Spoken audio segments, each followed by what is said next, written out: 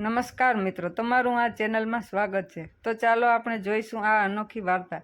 જો તમને ગમે તો લાઈક કરો, શેર કરો અને સબસ્ક્રાઈબ કરો। બેટા, થોડું ખાઈને જા, 2 દિવસથી તે કંઈ ખાધું નથી, માં લાચાર શબ્દોમાં મોહનને સમજાવતી રહી। જો મમ્મી, મેં મારી બોર્ડની પરીક્ષા પછી વેકેશનમાં માત્ર સેકન્ડ હેન્ડ બાઇક જ માંગેલું અને પપ્પાએ પ્રોમિસ પણ કરેલું। આજે મારું પેપર પત્યા પછી દીદીને કહેજો કે સ્કૂલની બહાર પૈસા લઈને આવે। મારા ફ્રેન્ડનું જૂનું બાઇક આજે જ લેવાનું છે અને જો દીદી બહાર નહીં આવે તો હું ઘરે પાછો નહીં આવું। એક ગરીબ ઘરમાં મોહનની જીદ અને માની લાચારી સામસામે ટકરાઈ રહી હતી। બેટા, તારા પપ્પા તને બાઇક લઈ આપવાના જ હતા, પણ ગયા મહિને થયેલો એક્સિડન્ટ અને મમ્મી કાંઈ આગળ બોલે તે પહેલાં મોહન બોલ્યો, એ હું કાંઈ ન જાણું, મારે બાઇક જોઈએ એટલે જોઈએ જ। અને મોહન માને ગરીબી અને લાચારીના મધદરિયે એકલી મૂકી બહાર નીકળી ગયો। ધોરણ 12 બોર્ડની પરીક્ષાના 1 સપ્તાહ પછી ભાગવત સર એક અનોખી પરીક્ષાનું આયોજન કરતા। જો કે ભાગવત સર ગણિત વિષય ભણાવતા, પરંતુ સાથે વિદ્યાર્થીઓને જીવનનું ગણિત પણ સમજાવતા। વિવિધતાઓથી ભરેલી એમની અનોખી પરીક્ષા દરેક વિદ્યાર્થીઓ અચૂક આપે જ। આ વર્ષે પરીક્ષાનો વિષય હતો મારી પારિવારિક ભૂમિકા। મોહન પરીક્ષા ખંડમાં આવીને બેસી ગયો અને તેને મનમાં ગાંઠ વાળી દીધેલી કે જો બાઇક નહીં લઈ આપે તો ઘરે નહીં જ જાઉં। પેપર ક્લાસમાં વહેંચાઈ ગયું। તેમાં 10 પ્રશ્નો હતા। તેના જવાબ લખવા માટે 1 કલાકનો સમય હતો। મોહને પહેલો પ્રશ્ન વાંચ્યો અને જવાબ લખવાની શરૂઆત કરી। પ્રશ્ન 1, તમારા ઘરમાં તમારા પિતાશ્રી, માતાશ્રી, બહેન, ભાઈ અને તમે પોતે કેટલા કલાક કામ કરો છો તે સવિસ્તાર જણાવો। મોહને ખૂબ ઝડપથી લખવાનું શરૂ કર્યું। પપ્પા સવારે 6 વાગે રિક્ષા અને ટિફિન લઈને નીકળી પડે તો રાતે 9 વાગે ઘરે આવે અને ક્યારેક રાતે પણ વર્ધીમાં જવું પડે એટલે દિવસના સરેરાશ 15 કલાક। મમ્મી તો લાચાર 4 વાગે ઉઠે, ટિફિન તૈયાર કરે, ઘરનું કામ કરે, બપોરે સિલાઈનું કામ કરે અને બધા સૂઈ જાય પછી જ તે સૂવે, એટલે સરેરાશ રોજ 16 કલાક। મોટી બહેન સવારે કોલેજ જાય, સાંજે 4 થી 8, 4 કલાક નોકરી કરે, રાત્રે મમ્મીને મદદ કરે અને 11 વાગે સૂઈ જાય, એટલે સરેરાશ 12-13 કલાક। અને હું 6 વાગે ઉઠું, બપોરે સ્કૂલેથી આવી જમીને સૂઈ જવાનું અને રાત્રે 11 વાગ્યા સુધી વાંચવાનું, એટલે સરેરાશ 10 કલાક। મોહને જોયું તો ઘરમાં કામની સરાસરીમાં સૌથી છેલ્લો નંબર તેનો હતો। પહેલો જવાબ લખ્યા પછી તેને બીજો સવાલ વાંચ્યો। પ્રશ્ન 2, તમારા ઘરની મહિનાની કુલ આવક કેટલી? જવાબ, પપ્પાની અંદાજે 10,000, સાથે મમ્મી અને બહેન મળીને 3,000નો ટેકો કરે એટલે કુલ 13,000 થાય।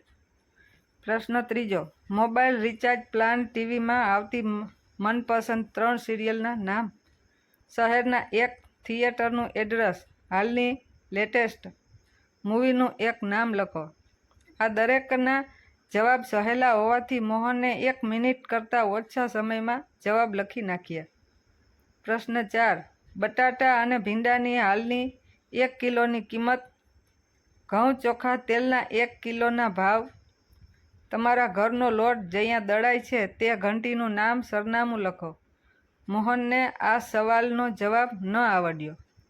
મોહને સમજાવ્યું કે જે ખરેખર જીવનની રોજબરોજની ખૂબ જરૂરિયાતવાળી ચીજો વિશે તો તેને લેશ માત્ર જ્ઞાન નથી।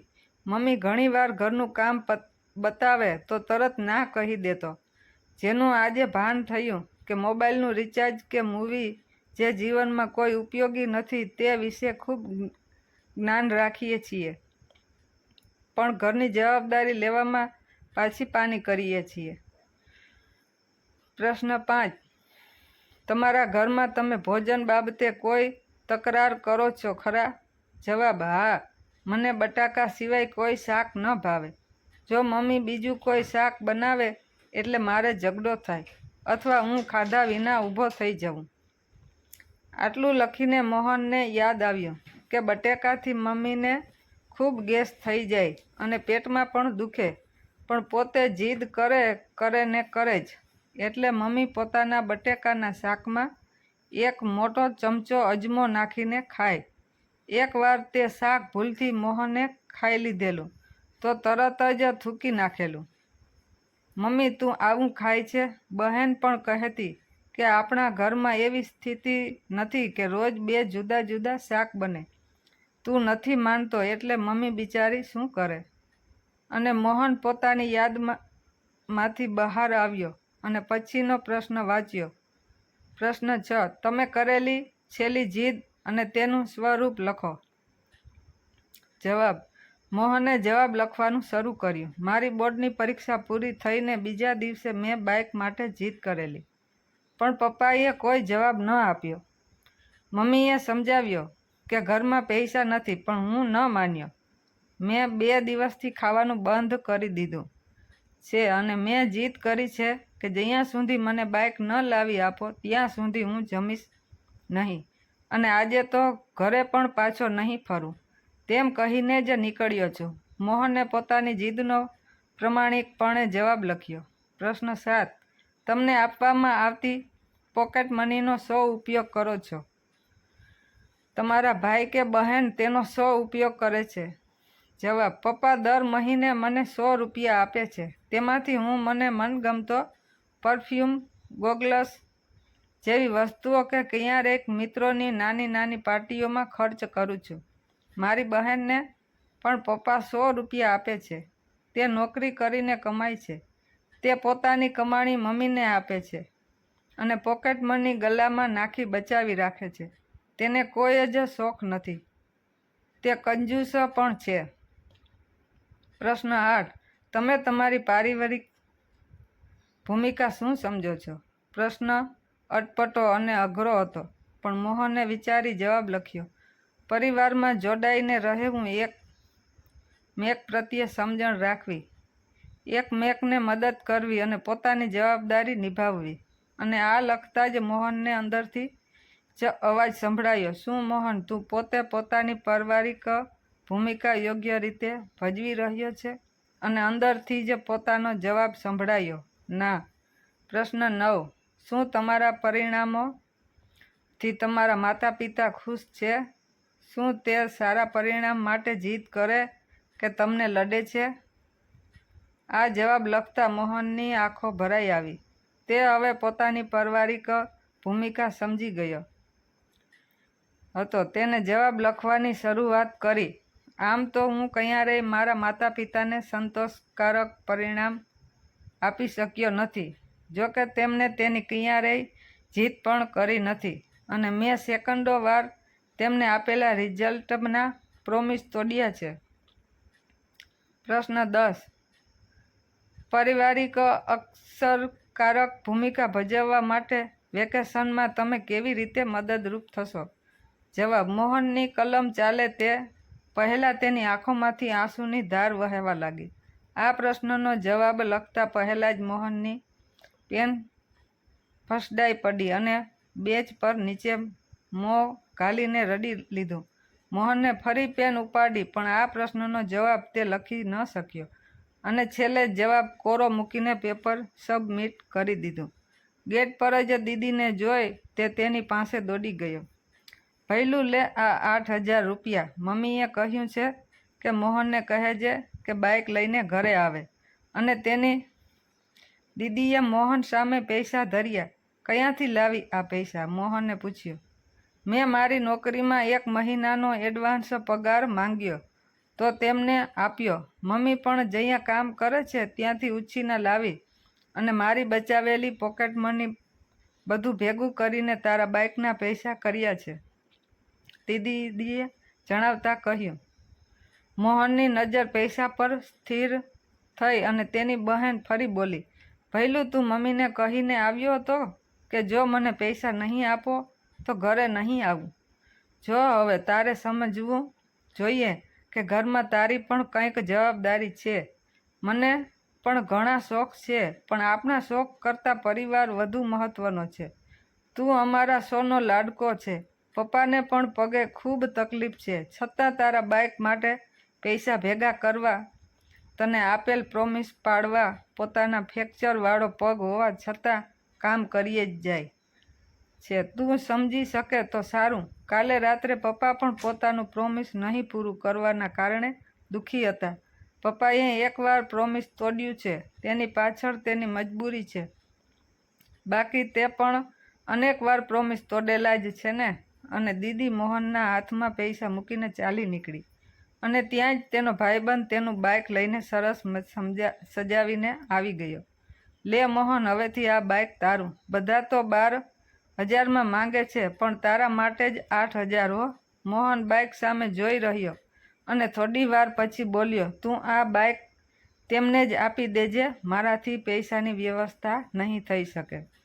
અને તે સીધો ભાગવત કેબિનમાં પહોંચ્યો. અરે મોહન, કેવું લખ્યું પેપરમાં? ભાગવત સરે મોહનની સામે જોઈને કહ્યું, સર, આ કોઈ પેપર નહોતું, મારી જિંદગીનો રસ્તો હતો. મેં એક જવાબ કોરો રાખ્યો છે, પણ તે જવાબ હું લખીને નહીં જીવીને બતાવીશ. અને મોહન ભાગવત સરના ચરણ સ્પર્શ કરી ચાલી નીકળ્યો. ઘરે પહોંચતા જ મમ્મી, પપ્પા અને દીદી તેની રાહ જોઈને ઊભા હતા. બેટા, બાઇક ક્યાં? મમ્મીએ પૂછ્યું.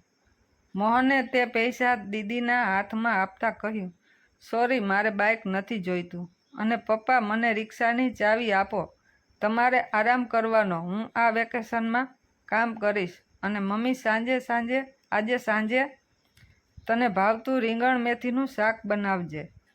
રાત્રે પહેલાં કમાણી લાવીશ એટલે સાથે જમીશું. મોહનમાં આવેલ પરિવર્તન જોઈ મમ્મી તો તેને વળગી પડી. બેટા, તું સવારે જે કહીને ગયો હતો તે વાત મેં તારા પપ્પાને કરી, એટલે તે ઘરે આવી ગયેલા. મને ભલે પેટમાં દુખે, હું તો રાત્રે તને ભાવતું શાક જ બનાવીશ.